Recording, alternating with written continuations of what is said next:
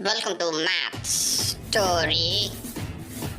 Hi and hello everyone, this is Simon and it's my first video on YouTube platform. So I'll take the topic of zeroism on mathematics. It's nothing, I will discuss about a zero, right?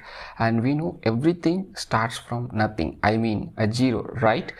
We see about history of zero and its behavior in this video. Okay, let's now we discuss about who discovered zero, right? Obviously we know that Aryabhatta invented zero on AD 458, but unfortunately he didn't give any symbol for it, and Brahmagupta 590 AD was the first gave a symbol for zero and rules of compute with the zero. It's interesting, right?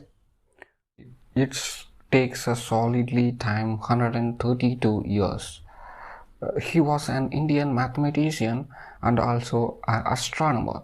He is the author of two early works on mathematics and astronomy, and he wrote a Grahanarka Janana, the chapter of spherical Kandakadika. This is the masterpiece to change the world in astronomical. And now coming back to zero is a number. It's not positive and non-negative number, right? Zero is a non-positive and non-negative number. It's a neutral number, right? And we will discuss about the behavior of zeros and application of it. And now we will write what is the value of 0 power 0. It means indeterminate, right? Indeterminate form. But now in the mathematics I will give some limit factor. Limit x tends to 0, x per x. What is the value of it? It's 1, right? It's quite interesting, right? Why we are taking about when its limit come to across the power, then its approaches always a fast and quick way. So that's why we approaches to 1, because of anything per 0 is a 1. From this property we will get this answer here. That means we get the power indicates value is faster than their index. So we get power approaches the value of 0, it's faster than their index, so it's quickly approaches to 1 for that mean. Now coming back to this one, a power g not equal to 1, right? Here the anything power 0 is equal to 1 for all. It's not satisfying every time. A power 0 equal to 1, here a not equal to 0, right? It's possible thing. For example, I will take for the value of a equal to 2, right? I think a 2 power 0 equal to 1. Now we prove that 2 power 0 equal to 1. Here it is. I'll use the sum property for it. We know that 2 power n divided by 2 equal to 2 power n minus 1, right? I will check out this topic, and now I'll take here into 2 power 4. What is the value of 2 power 4? Is a 16, right? I'll divide it by 2 on both sides. I'll get 2 power 3, right? 2 power 3 equal to 8. And again I'll divide both sides on 2, will get 2 power 2 equal to 4, right? And again 2, again you get 2 power 2 minus 2 is equal to 1 and 2, and dividing on both sides will get 2 power n minus 1 means 2 power 0 equal to 1. That is the answer and the fact for the fact behind from that to anything power 0 equal to 1. We will enter into the factorial of 0, I mean 0 factorial, right? Now we will think about what is the value of a 0 factorial. It's the main thing to, we know that it's a value of 1, and now it's proven by previous one, right? We know that the property of an n factorial we can rewritten as n factorial divided by n equal to n minus 1 factorial. Actually this is, and now we will take obviously take any elements from it. 5 factorial, from here we already know that value of the 5 factorial is 120, right? And now I divided by 5 on both sides, we get n minus 1 factorial, that means a 4 factorial, right? And here it is the 24. And now by dividing on both sides on a 4, we get n minus 1 factorial, that means a 3 factorial. And here a 2 for 24, actually this means 6, all right? And now dividing 3 on both sides, will get a 2 factorial equal to 2. And dividing 2 on both sides, 2 minus 1 means 1 factorial equal to 1. And dividing on both sides 1, I'll get 1 minus 1 factorial, that means a 0 factorial equal to 1, which is behind that problem. It's the truth behind that problem, is a solution for it and everything every time, which is the fact behind that 0 factorial. And let we move about that 0 divided by 0. It's also a well-known result. It's an indeterminate form,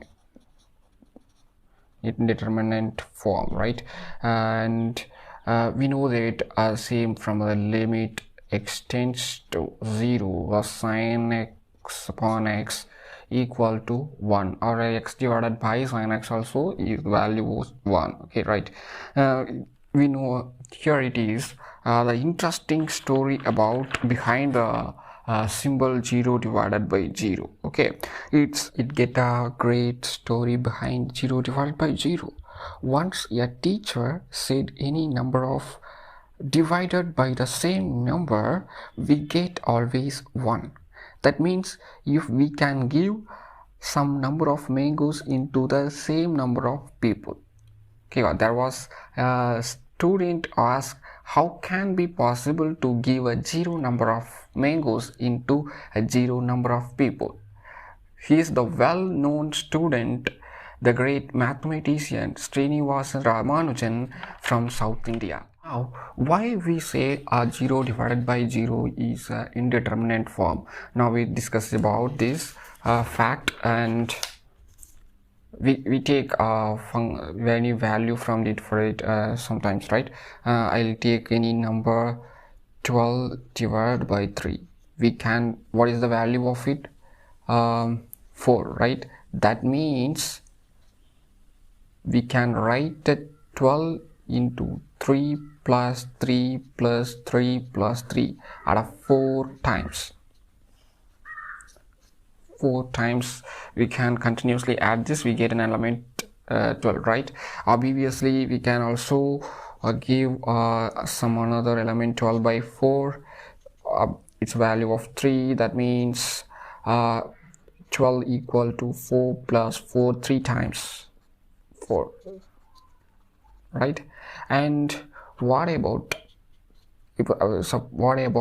a divided by d equal to c? That means d plus d plus d plus up to etc. In c times we get the value of a, right? The same manner we take a 0 divided by 0. What about it? That is I'll get 0, right? I'll get 0 plus 0 2 times, it's also 0. I'll take 3 times, get 0. I'll take countably many times, when we get uncountably many zeros, we get also uncountably many zeros, we get also 0, right? So that's so we can say it is indeterminate form. We can't give 1 2 3 up to etc uncountably infinite, right?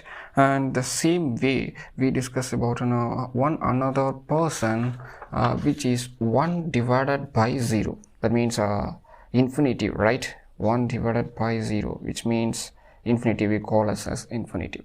How can we say an infinitive, right?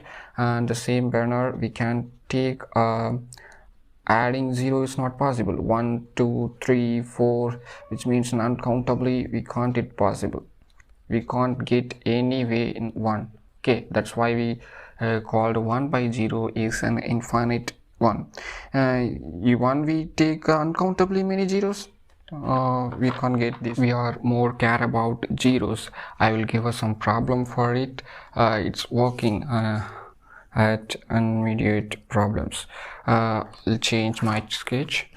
Okay, let a equal to b, right? I'll take a and b are both are the same number, and I'm multiplying a on both sides. I'll get a square equal to ab, and subtracting my b square on both sides, I'll get a square minus b square equal to ab minus b square, right? We can convert into a plus b into a minus b. Is nothing but a formula of a square minus b square. I didn't take out common of b. A minus b will get b into a minus b, right? I can now cancel out a minus b on both sides. We get a plus b equal to b, right? Here we know that a equal to b, so that's so I changes here a as a b. Okay, actually b plus b equal to b, we get 2b equal to b. Okay, that means that 2 equal to 1. Is it right? It's not right. Actually it's a false statement, right? Because why? Because of means here we can't cancel out here as a minus b both sides, because if a equal to b means and a minus b equal to 0, right? That's the very rare thing. Suppose I'll get a 5 into 0 equal to 7 into 0 equal to 0. We already know that, but I'll cancel out on both sides. We get 5 equal to 7. Is it right answer? No, actually, right? And it's a main problem for it. 0 has an no inverse on multiplicative, non-inverse on or no inverse and multiplicative.